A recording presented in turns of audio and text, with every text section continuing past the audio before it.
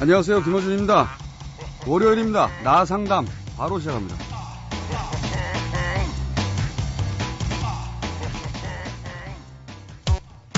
김어준의 색다른 상담소. 나, 너, 우리나라 대한민국. 근데 나부터 살자. 나상담. 월요일 나상담, 모든 고민은 나로부터 시작되죠. 네, 이 나상담 함께 하시는 분입니다. 대구에서 서울로 출장을 오십니다. 네, 초저가 염가로 모시고 있습니다. 정신과 전문의 김현철 선생님 나오셨습니다. 안녕하십니까? 안녕하십니까? 주변에서는 상담의 가격 파괴 이런 말씀도 하시더라고요. 예. 가격 파괴. 통큰 상담. 통큰 상담. 좋습니다. 통큰 상담가.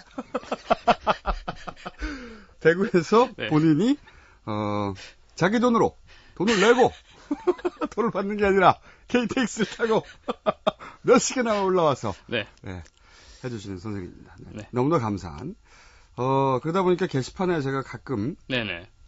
감사합니다. 예. 월요일 삼장 선생님 이라는 게시글이 드문드문 있는 걸로 보아 예. 이제는 알바까지 바로 대구 분들을 섭외하셔서 알바 힘이 네. 드러난 상황입니다. 갈수록 통장이 많이 났습니다. 예. 네. 예. 이 방송을 들으시고 네. 대구 이외 지역에 계신 분들 중에 그것은 사실이 아니다. 나는 월요일 김현철 선생님의 상담을 듣고 무척 큰 도움을 받았다. 이런 분들 게시판에 인증을 남겨주십시오. 그렇지 않다면 저는 알바로 알겠습니다. 이때까지 올려온 글들은. 자, 그러면 오늘 사연부터 들어보겠습니다. 저는 좁은 장소에 사람이 여럿 있는 걸 아주 싫어합니다. 지하철이나 버스 같은 곳, 또 인파가 많은 종로나 신촌 같은 곳은 아주 싫어해요. 한 번은 이런 일이 있었어요. 집으로 가는 길이었는데 제 뒤로 사람들이 패를 지어서 우르르 오더라고요. 저는 마치 경찰에게 쫓기는 범인처럼 불안했습니다. 그들이 제 뒤로 가까이 오자 저는 무슨 범죄자처럼 달아났습니다. 왜 이런 걸까요? 그리고 누군가 제 뒤편에 있다는 게 아주 불편합니다. 그래서 저는 그 자리에 서서 제 뒤편에 오는 모든 사람들을 앞으로 다 보낸 다음 다시 갑니다. 혹시 불안장애 같은 거 아닐까요? 우모 씨가 고민을 이렇게 올려주셨는데 이분이 고민을 하나 더 올려주셨어요. 그런데 이 고민이 결국은 뿌리가 같다. 라고 김현철 선생님이 생각하셔서 저희가 최초로 고민 2개를 한꺼번에 상담을 하겠습니다. 묶어서. 두 번째 고민을 들어보겠습니다. 며칠 전 아내와 싸웠습니다. 아내의 소비가 좀 심하거든요. 한 달에 마사지 비용으로 100만 원을 씁니다. 명품 가방도 잘 사고요. 아내도 직장에 다니고 돈 버는 게 얼마나 어려운 일인지 잘 알면서도 저러네요. 회사에서 스트레스 받고 오면 곧바로 인터넷을 켜고 쇼핑을 합니다. 저도 전자제품 같은 거, 신제품 이런 거에 관심은 많지만 지금 쓰는 휴대폰도 2년이 다 돼갑니다. 부부란 같이 살면서 경제적인 견해가 비슷해야 할 텐데 저와 아내는 너무 많이 다른 것 같아요. 아끼고 아껴서 집도 구하고 또 부모님께 용돈도 드리고 싶은데 아내의 생각은 항상 이 순간을 즐겨라, 현재가 중요하다, 이런 것 같아요. 아내의 마음에 상처를 내지 않고 행복할 수 있는 방법을 알고 싶습니다. 네, 이 두 고민이 따로따로 올라왔는데 선생님께서는 이걸 한 번에 상담을 해야 된다라고 하셨어요. 각각의 고민처럼 보이는데 네. 왜 같이 묶어서 얘기하는지를 또 얘기할까요? 물론 만약에 두 분의 사연을 증상을 몰랐다면 당연히 별개의 증상으로 봤을 것 같아요. 네. 지금 부부는 아까 우모님은 이제 막 뭔가 무엇인가가 남들에게 쫓기는 느낌, 심지어 경찰에게 범죄자가 된 것인 마냥 네. 예, 쫓기는 느낌이 항상 든다. 좁은 장소에 여럿이 있는 거 싫고. 예, 네. 예. 그래서 이제 불안 증상 네. 혹은 의학에서 불안의 극심한 증상인 공황 증상이라고도 말할 수 있는데요. 뭐 그렇게 볼 수도 있고, 그 다음에 부인분의 증상만 보면 그 게시판 원글에 보면은 뭐 사연 남겨주신 거 보면 마사지 비용으로 뭐 1개월에 100만 원을 쓰고 명품 가방도 잘 사시고 해서 물론 이분의 수입이 얼마인지는 모르겠지만 네. 예, 조금은 이렇게 뭔가 버겁다는 느낌이 들고 해서 부인분만 봐서는 또 쇼핑 중독 내지는 뭐 충동 조절 장애 이렇게 또 나갈 수도 있거든요. 각각 따로 보자. 각각만 보면. 각각만 보자면. 예. 그러나 네. 오늘 김현철 선생님께서는 네. 이 두 가지를 묶어서 봐야 된다 하는 통찰을 지금 하신 건데 얘기를 들어보고 이게 도움이 됐다. 놀라운 통찰력이다. 이런 생각이 드시는 분들은 게시판에다가 올려주시면 저희가 그중에 한 분을 선정해서 선생님 책을 뺏어서 드리겠습니다. 최근에 책을 쓰셨거든요. 네.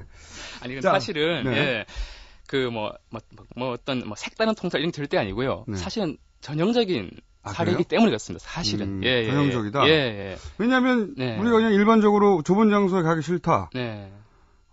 지하철이나 버스 같은 곳조차도 싫고 누가 뒤에 오면 굉장히 불안하다. 이거하고 아내의 과소비 이거하고 연결하기 힘들거든요. 안 되죠. 안 되는데 각자 오셨으면 당연히 저도 뭐 거기에 맞춰서 증상에 맞서서 이제 뭐 처방했을 것 같고요. 근데 흔히 진료하다 보면 보호자분이 가끔 오실 때가 있어요. 그 보호자분 보고 제가 아차 싶을 때가 많습니다, 사실. 원인은 따로 있었구나. 그런 느낌. 그래서 등잔 밑이 어두웠구나. 이런 느낌. 그 결과만 보고 있었구나, 내가. 원인은 따로 있었는데. 어떻게 연결이 되는 겁니까? 일단 뭐 부군 남편부터 먼저 짤막하게 이제 정리를 해드리면 일단 핵심은 피해 의식이죠, 뭐 그죠. 자꾸 뭐 어디 있어도 답답한데 다른 사람한테 쫓기는 느낌이 든다. 이게 이제 첫 시간에 뭐 저희 뭐 투사 전가 말씀드렸지 않습니까? 자신의 어떤 불안이 남한테 전가가 되고 이런 거. 그래서 자기가 스스로를 부끄럽게 생각하거나 자기가 범죄자라고 느끼기 때문에 남들도 범죄자라고 자기를 바라볼 것이다. 그런 본인이 스스로 경찰에 쫓길 만한 그런 정도의 사람이라고 자기 인식을 하고 있는 거군요, 지금. 그렇게 특별히 범죄를 저지르는 거 아님에도 불구하고. 아닌데, 그런 느낌이 자꾸 이상하게 든다는 거예요. 이런 분들 꽤 계시거든요, 사실. 왜 그럴까요? 그래서 결국은 이게 이제 자기 가치관이 외부로 투영이 된 건데, 결국은 자기가 뜨끔한 짓을 했거나, 아니면 뭔가를, 사실 누가 봐도 정당한 행동이었는데, 자기 스스로만 자꾸 막 자신을 죄인 취급을 하는 거죠. 그건 아주 너무 강직한, 너무 이렇게 딱딱한 가치관 때문에, 자기만의. 불필요한 과도한 죄의식 때문이다. 근데 그 죄의식이 생기는 이유는 너무 가치관이 이렇게 견고하기 때문에 그래요. 보통, 그런 엄격한 부모님에 의해서 교육을 받는다든가. 그럴 수도 있죠. 또는 혹은 지나치게, 경직된 종교관을 주입한다든가. 그런 경우 그럴 때가 있더라고요. 있습니다. 그래서, 보통 피해의식의 뿌리는 크게 두 가지거든요. 죄책감인데, 또 죄책감을 왜 까보면 또 당기겠다 그랬잖아요, 예전에. 그게 이제 어떤 자신의. 까보다니요, 선생님의 단어가 참.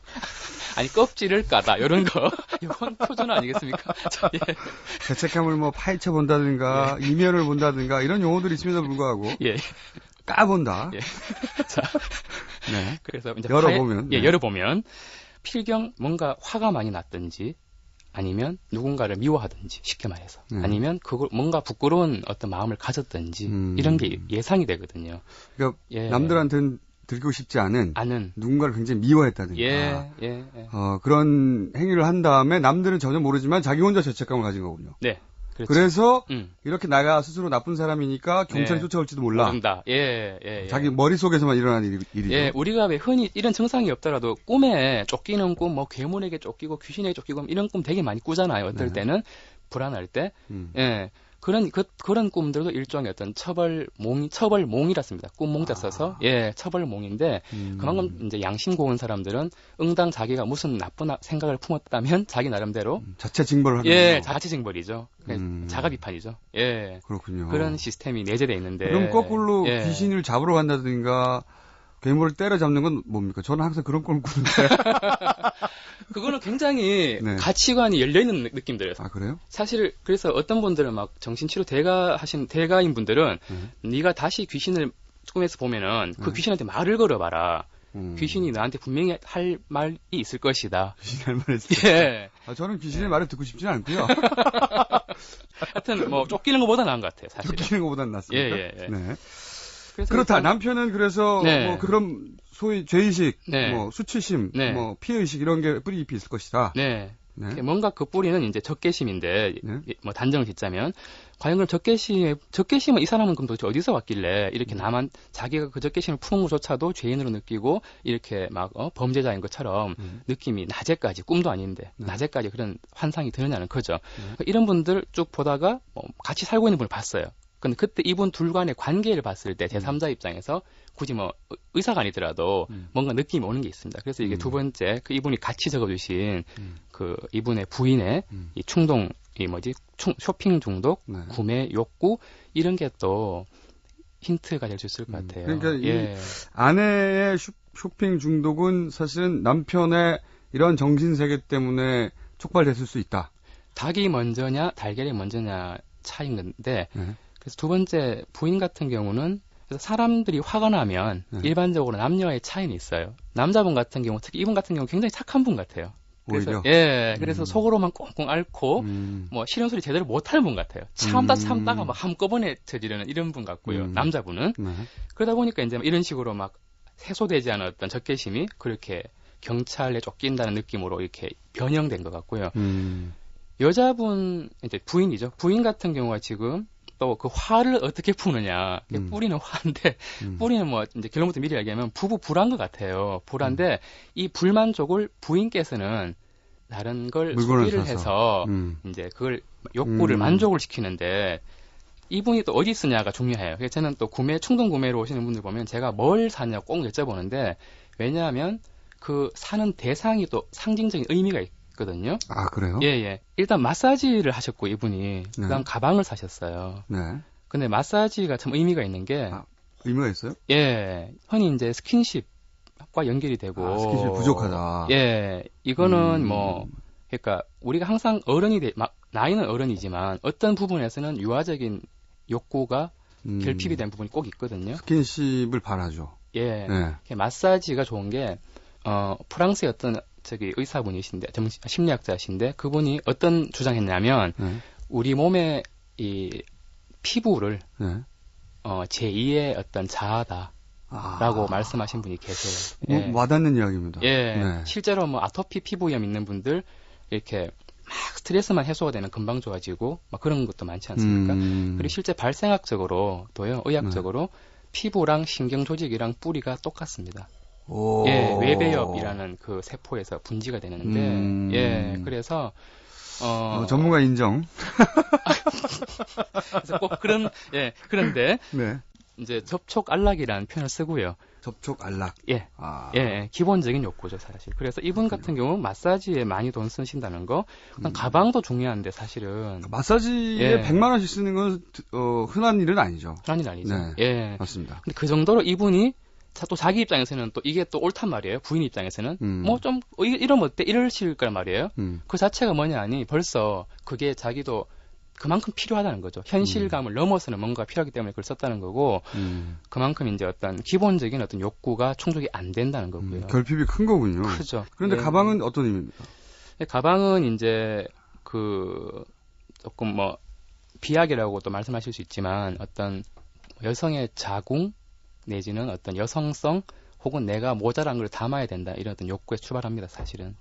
여성들이 핸드백에 매달리는 이유가 근본적으로 따지자면 그런 심리학적 상징이 있는 겁니까? 뭔가 자기가 여성성 그거 선생님의 생각인가요? 아니면 이미 업계에서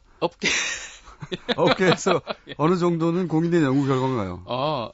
물론 제일 중요한 건 그분의 연상을 들어봐야 돼요. 그래서 항상 일반화 획일할 수는 절대 없는데 어떤 상징 심리학이라는 어떤 학파가 있고요.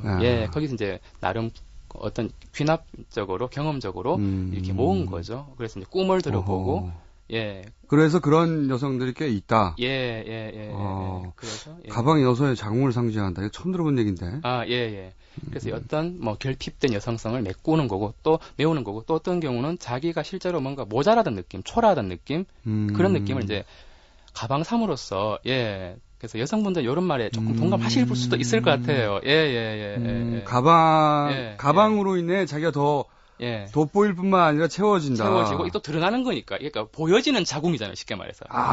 예. 보여지는 자궁. 나는 여자다. 그리고 정말 이쁜 여자다. 예. 를 가방을 통해서 드러낸다. 전문가 인정 2번. 하지만 통 큰 상담. 예. 초저가. 예. 그렇군요. 그래서 이분의 구매 내용을 제가 좀 사실은 좀 봤었고요. 그러고 이제 보는데 이분은 또 반면에 부군은 지금 쓰는 휴대폰은 뭐 2년이 다 돼갑니다. 이걸 봤을 때 좀 굉장히 어떤 소비에 대해서 또 너무 검소하신데 두 분의 가치관의 차이가 일단 이 뿌린 것 같아요. 그렇겠죠. 당연히. 그래서 화가 났고 서로 이해받으려고만 했었고 그렇죠. 그러다 보니까 이게 점점 멀어졌는데 부군은 뭐 그거를 막 이렇게 별거 아닌 걸로 생각하시는 게 아니고 또 또 그게 또 미안한 거예요, 사실은. 미안하기도 하다, 동생. 예. 남편을 통 크게 또 살 수도 있는데. 그게 야속하기도 하고 미안하기도 하고. 항상 모순되는 두 가지 감정이 있을 때 증상이 발현되거든요. 100% 자신의 감정을 정당하다 믿으면 증상 살안 생겨요. 그래서 내가 증상이 없구나. 건강하신 거죠.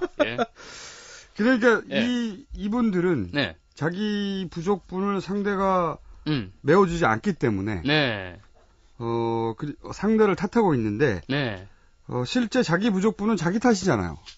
그렇죠. 그리고 사실은 뭐 탓하기보다는 두 분 중에 한 분만 좀 대인배가 돼주시면 좋을 것 같아요, 사실은. 누가 대인배가 돼야 됩니까? 아무래도 해결법 제시해 주신다면. 이 사연을 주신 분이 이분이고 이분은 지금 뭔가 썩 편하지 않으니까 이런 불안 증상이 생기거든요. 그래서 불안을 일종의 어떤 변화의 신호로 보자면 이분이 지금 조금은 여유가 있을 것 같고 남자분이 왜냐하면 여자분들은 통상적으로 뭐 다른 건 아니지만 감정에 조금 휩싸이기 쉽기 때문에 항상 남자분들은 너무 논리적으로 가려고 그러고 그렇죠. 근데 이거 애상담회 해야 됩니까 혹시? 괜찮습니다. 이 정도는 뭐. 고맙습니다. 첫 시간에 되어서 저가니까. 그래서 그나마 조금은 이제 조절하실 수 있는 부군이 약간만 좀 이렇게 포용심을 가지면 좋겠어요, 사실은. 그러니까 이 부부의 문제를 해결하는 첫 출발점은 남편이 참아라. 참고. 언제까지 참아야 됩니까? 한 3개월 정도가 좋을 것 같아요. 예를 들어서 그런 가방을 사거나 혹은 마음에 안 드는 면이 있거나 그래도 잔소리하지 말고 그러면 거꾸로 칭찬해 주나요? 가방 예쁘다 이렇게? 너무 그럼 또 어색하니까. 그러니까 좀 쿨하게 일단 마음정 좀 하시고요. 만족하시고 그냥 대수롭지 않게 잘 샀다. 가방 괜찮다. 그런 정도. 넘기시면 지난번보다 괜찮네. 뭐 이 정도라도. 근데 너무 길어지면 속마음 나오니까 안 되고. 그렇지. 그런 말 해놓고 나서 꼭 이야기가 길어지면 속마음이 뒤에 나와요. 약간 어조에서 보여지기 때문에. 똑같은데 결국은. 그러니까. 그리고 사실 그렇잖아요. 뭐 초심으로 돌아가 보면 경제 부흥을 위해서 두 분이 결합했냐. 아니면 그냥 서로가 좋아서 결혼했냐. 애초 왜 결혼했냐로 돌아가라. 뭐 아내를 사랑하는 게 더 중요하냐. 아니면 가방 그 돈을 아끼는 게 더 중요하냐. 이런 근본적인 생각을 해보면서 3개월만 참아봐라. 그리고 중요한 건 3개월만 참아보면 어떻게 됩니까, 근데? 그러면 이제 이분의 태도에 따라 많이 달라지실 거고요. 아내가 일단 또 달라진다. 부인이 많이 달라지실 거예요. 특히 여성분들의 일시적인 충동성, 폭식증도 그렇고요. 구매도 그렇고. 저도 이제 이 약 주고 저 약 주고 각종 뭐 충동 뭐 조절 장애 좋다는 약 다 줘도 안 되는 분 진짜 많았거든요. 근데 언제 막 드라마틱하게 좋아졌냐면 사랑을 받는다는 느낌을 진정으로 느낄 때 정말 좋았어요. 감쪽같이. 그러니까 믿으실지 모르겠지만. 쇼핑 중독을 막 그래서 문제의식을 느끼고 스스로 찾아와서 약을 아무리 먹어도 안 되는데 안 되고 남편한테 사랑받는다. 혹은 뭐 남편이 누구든 아니더라도 사랑받는다는 느낌을 받았을 때 쇼핑을 더 이상 안 하더라. 갑자기 이게 별로 안 생겨요. 진짜. 약으로도 안 되던 게. 마음이 공짜가 아니라니까. 그렇군요. 그래서 이게 의외로 쉽게 해결될 수도 있고, 부군이 이 태도, 뭐 부인의 어떤 행동에 막 이렇게 판단하지 말고, 그걸 떠나서 나는 언제나 너를 뭐 네가 뭘 사든 뭐 맛을 뭐 하든 난 널 좋아해라는 메시지만 전달되면 부인도 사실 알 거 아니에요. 내가 조금 과잉 소비하고 있네 알 거고, 그런 오해가 풀리면서 내가 누군가에게 사랑받고 있다는 느낌이 들면 이런 욕구 자체가 잘 녹아요. 예, 잘 안 생겨 녹습니다. 예, 마음이 부족해서 물건을 채웠던 거니까. 물건으로. 마음이 채워지면 그걸 물건으로 대신 채울 이유가 없어진다. 네. 그러는데 한 3개월 정도 걸리지 않겠는가? 예, 3개월이라 말씀드린 이유는 어떤 이렇게 충격 놀라거나 막 화가 났거나 하면 트라우마의 감정이 주로 이제 세포 내에 이제 확 박혀버리는데 주로 우뇌 쪽에 얘가 3개월 지나면 아예 이제 돌처럼 딱딱해져요. 그래서 교정되기가 힘들어요. 예. 아, 그래도 근거가 있는 얘기군, 3개월이. 예. 그래서 오늘 전문가 인증 3번 정도 드리고요. 알겠습니다. 3개월만 참아봐라. 네. 그리고 이 우모 씨 3개월 참고요. 안 되면 다시 연락 주십시오. 참았는데 왜 안 돼? 그때 그러면 저희가 김현철 선생님을 대고 출장 보내겠습니다. 오늘 여기까지입니다. 지금까지 정신과 전문의 김현철 선생님이었습니다. 감사합니다. 감사합니다.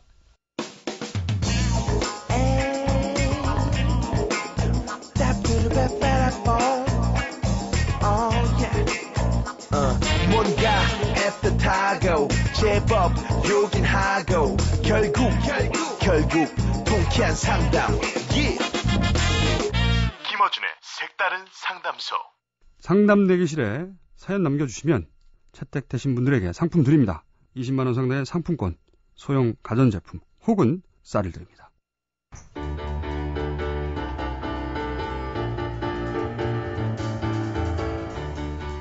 어떤 약물로도 치료되지 않는 폭식증, 충동구매가 누군가에게 사랑받는 순간 해결된다고 합니다. 놀랍습니다. 웬만하면 사랑하죠. 김어준이었습니다. 내일 9시 35분에 다시 뵙겠습니다.